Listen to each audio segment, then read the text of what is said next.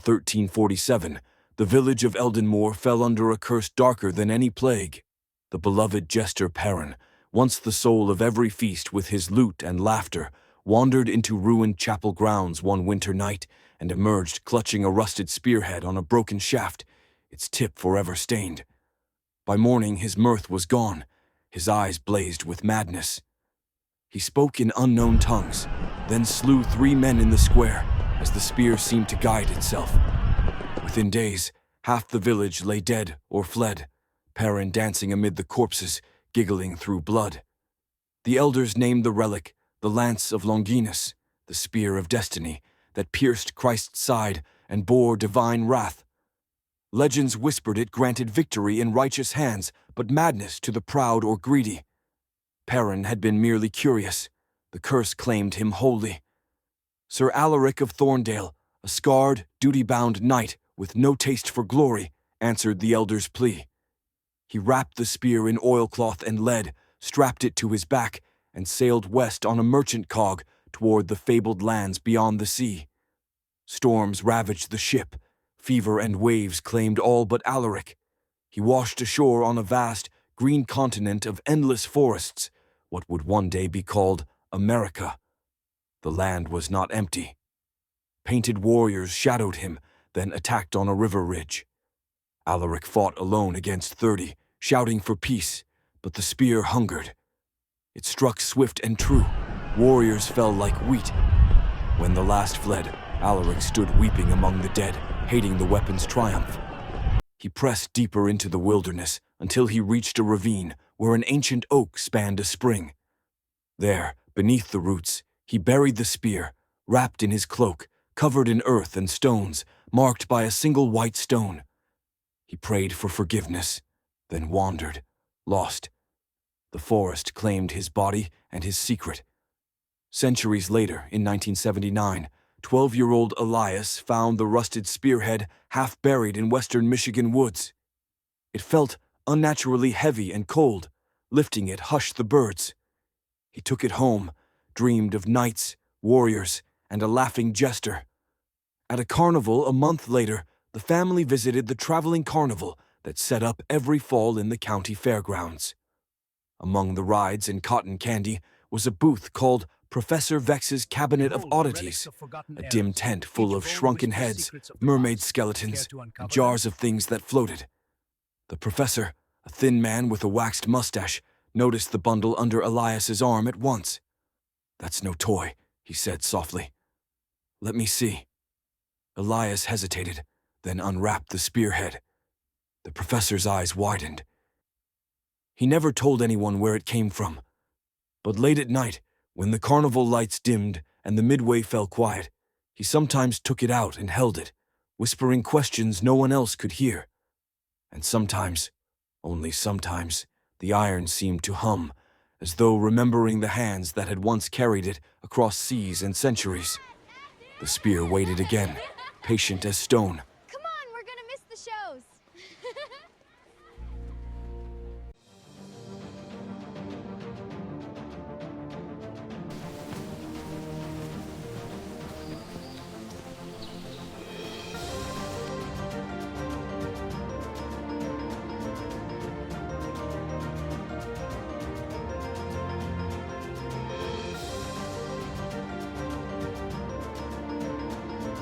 In the neon-lit heart of the 1990s, the Sunset Carnival stood as a beacon of whimsy and wonder. Its candy-striped tents housed fortune-tellers, acrobats, and cotton candy vendors. But the true star was Crazy the Clown, a painted jester with a sinister secret. Crazy's real name was Eddie Grimby, a failed actor who found solace in grease paint and oversized shoes. His bulbous red nose concealed a fractured mind, and his painted grin masked a festering rage. Beneath the carnival's twinkling lights, he danced, juggled, and made children laugh. But the laughter was hollow, echoing the void within. One sweltering August night, as the Ferris wheel spun against the moon, something snapped in Eddie. The carousel's calliope music grated on his nerves, and the laughter of children became a cacophony of madness. Eddie's eyes, once hopeful, now held a feverish glint. His makeup smeared, revealing the cracks in his sanity. He clutched a rusted knife, the same one he used to carve smiles into pumpkins during happier days. Eddie stepped outside, the blade hidden in his oversized sleeve. The air smelled of popcorn and desperation. He moved through the deserted midway, past the empty bumper cars and the ghostly tilt-a-whirl, and then he saw them, the unsuspecting revelers, laughing and spinning on the teacup ride. Their joy mocked him. Their innocence taunted him. He lunged, slashing at the air, and the first victim fell, a teenage girl with pigtails and a heart full of dreams. The screams began, panic spread like wildfire. Eddie danced in the chaos, his painted face twisted with glee. He stabbed, slashed, dismembered, and painted the carnival grounds with crimson. The Ferris wheel halted, its riders dangling like forgotten marionettes. The fortune teller's tent burned, its crystal ball shattered. As night approached, the police arrived. Eddie stood atop the carousel, blood-soaked and delirious. The sirens wailed, but he laughed, a guttural, unhinged sound that echoed through the carnage. They shot him down, but not before he took a dozen lives. In the aftermath, the Sunset Carnival closed forever. Its neon signs flickered one last time, then faded into oblivion.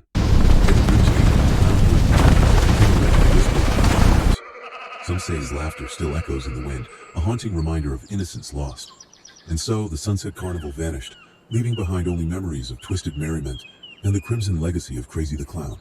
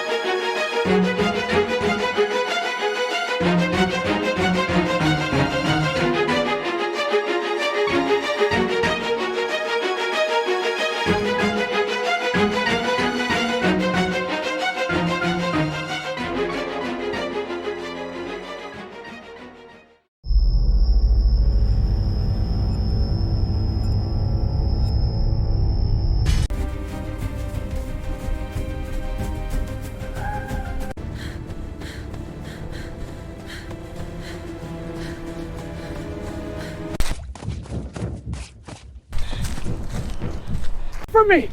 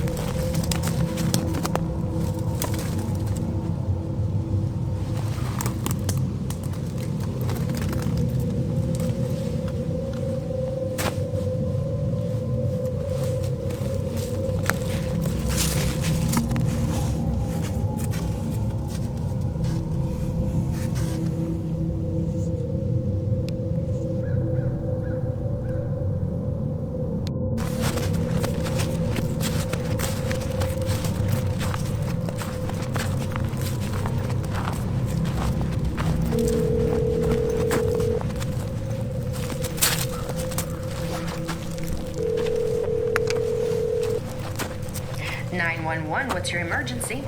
Hello, 911.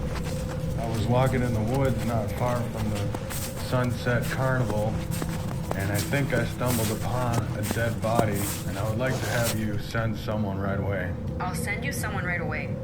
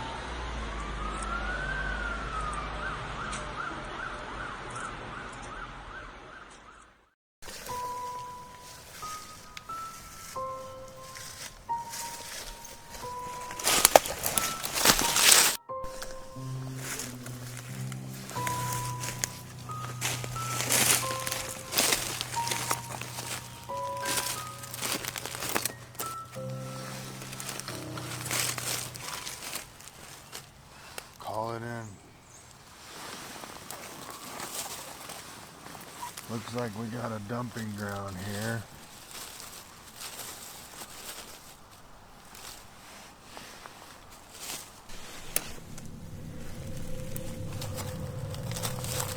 Someone's been dumping bodies.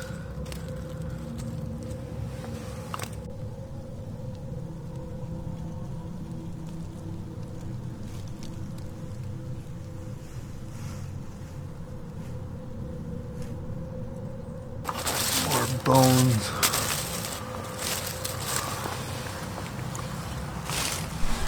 Bag it. Carefully. Yes, sir. Check the area. Look for more. This is a crime scene now.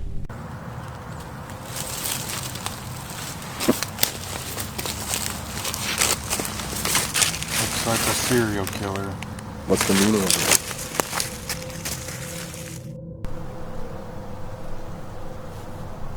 it? He could be around still. He could be watching us. How can you say that?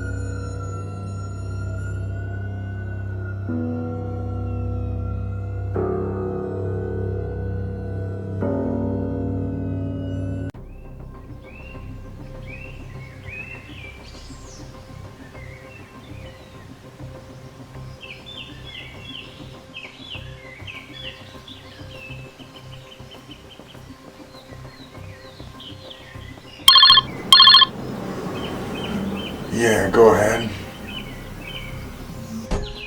You need to get your hands on that spear. I have my men on location soon. Really? Are they on their way here to the carnival?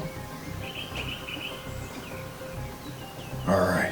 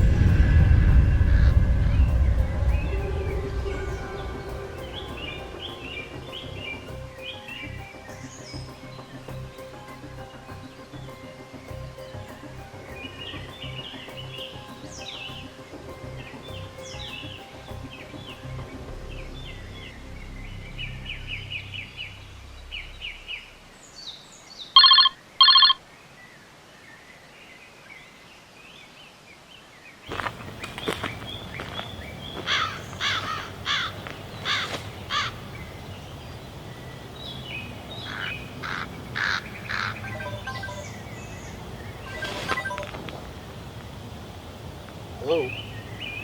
Hey, what's up, man? Nothing, just about to head out to the trail. I've heard some weird things ever since I called the cops on that one body. They've done nothing but ask questions. Yeah, that was about 6 months ago. They've been flying helicopters all over here in this area. Yeah, I'm not too far from the old carnival. That old clown, man? No, that's just a rumor. He's not still alive. Cops killed that guy a long time ago after the massacre. There's no way he's still alive.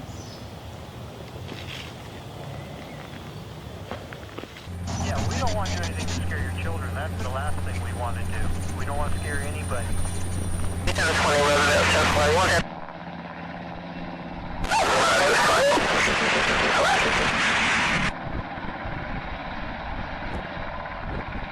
Well, anyway, I better get heading out. I'm gonna walk this trail before it gets too late. Calling for another storm. Who knows? Yeah, nice hearing from you too. Take care, man. Nah, I'm gonna be fine, dude. That old clown is just a myth. He ain't around. Alright. Take care.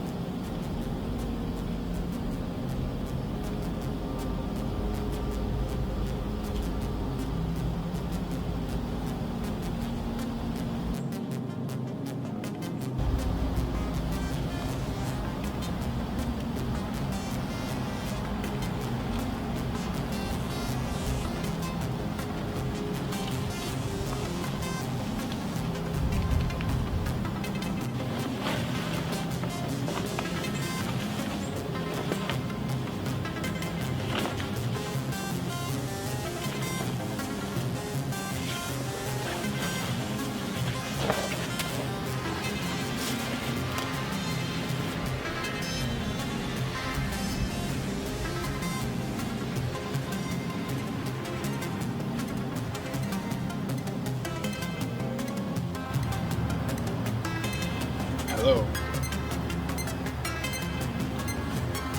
Oh, I got it. drugs will be there. Yeah, no problem. What do you mean I'm not here? Talking about the one that I reported a while back? Oh, cops ain't on to me. I didn't say a word. I don't know, they keep saying it's some clown guy. Some guy dressed in a clown. I don't know what to believe anymore. Yeah. They should be there.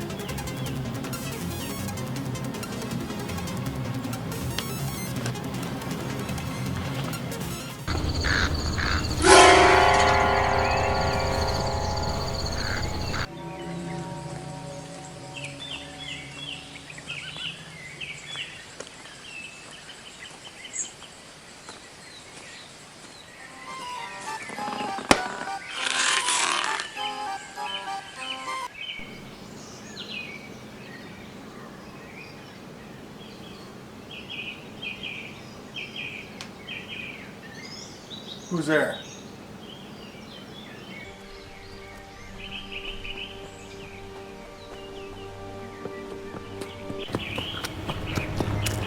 No, get away from me!